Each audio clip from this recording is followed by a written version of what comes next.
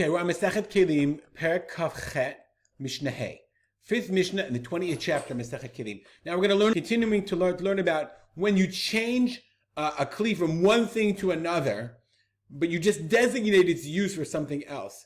Does the kli change or not? We're going to learn it. We're going to learn it in a very simple way, and then we're going to see that there are problems with this Mishnah, big problems that we have to deal with. So I'll explain it in the simplest way. And then we'll go on to explain what the challenges of the Mishnah are. And I'm also going to show you some, I think, really cool techniques. So if you really like this Mishnah, let's designate our learning.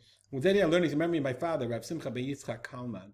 So if you enjoy learning this Mishnah or you have comments, please email me, WhatsApp me. You can join the WhatsApp group and then let me know. But I'd really like to know your reaction to this Mishnah because it's, as you'll see, you'll understand why. Kippah shu tamei midras. So a kippah, okay, is something the woman puts on her hair. On her head, okay, like a mitpachat, but she would sometimes undo the mitpachat and sit on it. So it's tumat midras. Okay, it's normally tamei midras because she sat on it. Unitano al sefer, and she took the mitpachat and she put it on a book. Says the midrash, says the Mishnah, tahor min midras. The Mishnah that now it's no longer the mitpachat is no longer tamei tumat midras. It's tahor tumat midras. About tamei met. So the Bartunura says clearly, okay, it's still Tameh, and it's a really interesting question. If it was Tameh Midras, now, like the Kahanti seems to imply it's Mekabel Tuma, whereas the Bartunura seems to imply, no, it's Tameh Met. Now, it was Tameh Midras, but once you get rid of the Midras, it's no longer a seat cushion. It still retains its Tuma from before. Let's say we'll leave that aside. It's an interesting question. Does it become something new, or does it retain its old Tuma, but not Tumat Midras? A very interesting question. I think it's Tameh Met. Sounds like, okay, the Bartunura says Tamei Shar Tumot, but it sounds like it can become a Tamei Shar Tumot. Now our whole mission is going to focus on this question of switching. Chemet she'asa shatiach. Chemet is a jug made out of a skin. And you decided, now I'm not going to use it as a skin jug anymore. I guess it was very big, and you made it into a carpet. V'shatiach she'asau chemet, or you took a carpet that was, I guess, fillable, and you made it into a chemet. Now, a nod shel or, a water jug. Now, we're assuming, okay, that you didn't change it actually physically. If you change it physically, then of course it's something new. But nonetheless, if you just designate it, it's still Torah. Let's do the Bartunura for a second. Or shatuach al shev al aretz le'shev alav. You made it into like a seat cushion, or the other way around. Okay, afilu hachi. Nonetheless, kevan dishina mizeles, as if you switched its designation. You didn't do anything. You didn't change it, but you designated it from a water jug into a seat cushion. You know, you're at the ball game. You're like, I don't want to use this for drinking anymore. I want to sit on it. It's like a broken kli v'tahor. So again, here it implies, he says over here, it's not mekabel tumah in the future. Here it says tamei shar tumah. Really interesting question. Okay. Nonetheless, everyone agrees it's tahor. And why? If you designate it as something different, it's tahor. Chemet. Now I'm going to read the Mishnah according to its simple understanding. You'll understand why. Chemet she'asau turmel. V'turmel she'asau chemet. You had a chemet. You had a water jug. You said, I don't want to use it for water anymore. Now I want to use it for a turmel. Remember, it's a shepherd's backpack. Okay, or a shepherd's back you made to a chemet. Kar she'asau sadin. Kar is a pillowcase. Let's look at the Jastro for a second. I think I looked up kar. No, that's keset. Keset is a cushion. Kar is a kind of pillow. Okay, a pillowcase, I'm pretty sure. You made it into a sheet. Vesadin shasau kar, or a pillowcase you made into a sheet made into a pillowcase. Keset shasau mitpachat. Keset, a pillowcase you made into a mitpachat. A mitpachat is like a sheet that's used for whatever reason. Mitpachat shasau keset tamei. All of those things are still tamei. Now the simple reason is why? Because you're using it. That your use is still similar. Is still the same. It was a chemet. It was a jug. But you're now using it as a backpack. It used to hold water, now it holds stuff. It was a pillow, and now you made it into a sheet. That's tamei. Zaklal. Kol sheshinahu lishmo tamei. If you changed it lishmo, and the understanding here is for its designated use, you change it, but you're still using it for the same reason, it's tamei. But l'shem acher, if you have a different reason to use it, it's tahor. Then it's tahor. And therefore, chemet she'asau shatiach, if you took your water jug and made it into a carpet, that's something totally different and it's tahor. Whereas all these other examples, same use, sleeping or what have you, then they're still tamei. All fine and good. We're almost 5 minutes in. We're all fine and good. If you understand the Mishnah now, you can stop here. We designated our learning Now we get into really, really interesting stuff. So if you want to stop here, you can. If not, ready to go down the rabbit's hole with me, Dorothy. Let's look at the Bartenura, because the Bartenura says the following. Okay, we're going to start on the Chemet, and we said all of these things are Tameh. Comes on the Bartenura and says, Hachi Garsinan. Hachi Garsinan means, this is my version. Keset she'asau mitpachat, mitpachat she'asau keset. Here, this is this line. All of these rules, Bartenura says, Tahor. See this, Tameh? And the Bartenura says, Velo Garsinan Tameh. And I don't say, the halacha should be Tahor and not Tameh. V'kachi girsat rabotai. This is the girsa of my rabbis. V'chein masati b'mishnah davkanit.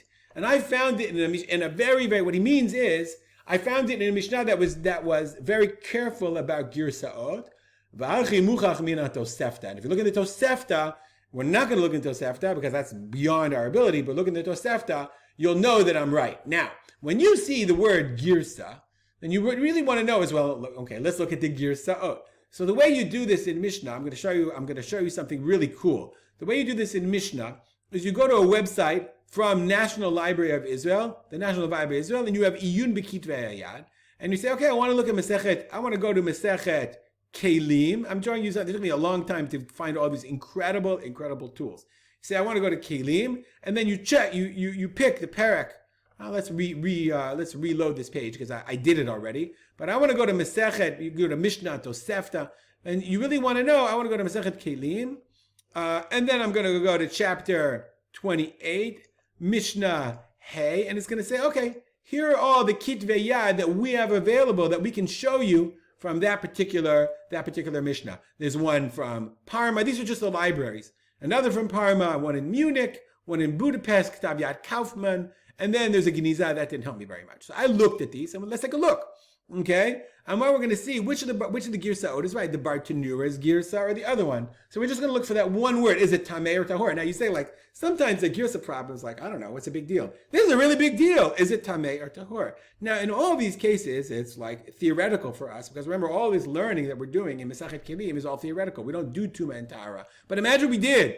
Imagine the Mishnah said, cow, kosher or not kosher? You'd probably want to know, is it kosher or not kosher? So here we have a girsa, tameh.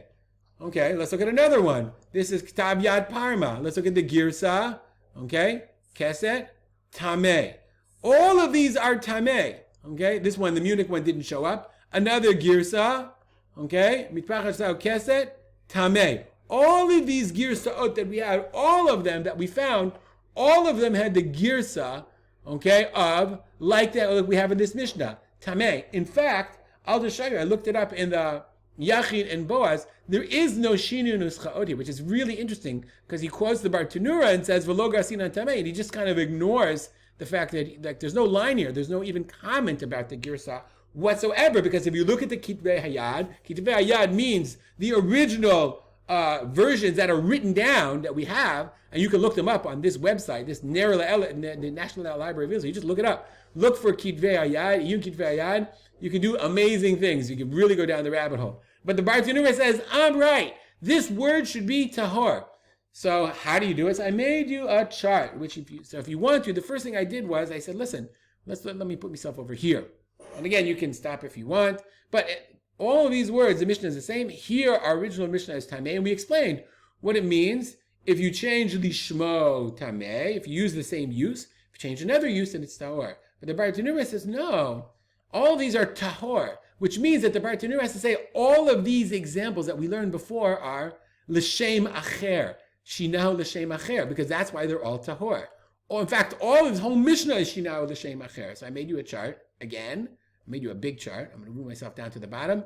If you want the chart, send me a WhatsApp. I'll be happy to send you I'll just make a screenshot and I'll send you the chart. I'll be happy to send it to you. I think this is a really interesting way of understanding it. So the Bartenura says, listen, what it means to the Shem Acher is, okay, we said it means another use. The Bartenura says no. If you look at the Tosefta, Shinao Lishmo means Pashut LePashut. If it's flat or flat, then it's Tameh.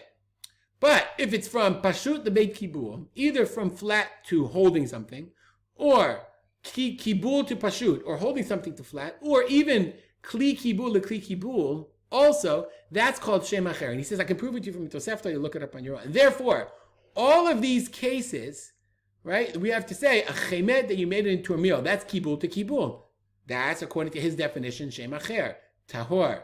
Kar sadin, sadin kar, kibul to pashut. You made a pillowcase into a sheet. Keset that you made into mitpachat. Keset, again, is another kind of pillowcase, or like a comforter. Kibul to pashut. So what I'm trying to show you, the Bartuner then has to explain, by the way, he goes to explain, why did the Mishnah divide up tahor and tahor? And remember, the zaklal is another line. Why did he divide it up? Really good. He answers that question. He says, I can answer that question. That's not hard. But what we find here is a really fascinating Mishnah where you have a problem where, it's a real big issue. Tameh, or the Bartuner says, listen, I looked it up. The Tosefta says I'm right, and I have copies of the Mishnah to prove it. We don't have a copy of his Mishnah, but he seems to think that he's correct. All right. Again, we dedicate our Lindy memory to my father. I'm really curious to know if you find this stuff as interesting as I do. I find it fascinating, really interesting. The implications are especially fascinating. And hopefully you enjoyed learning this Mishnah together with me. Make it a great day.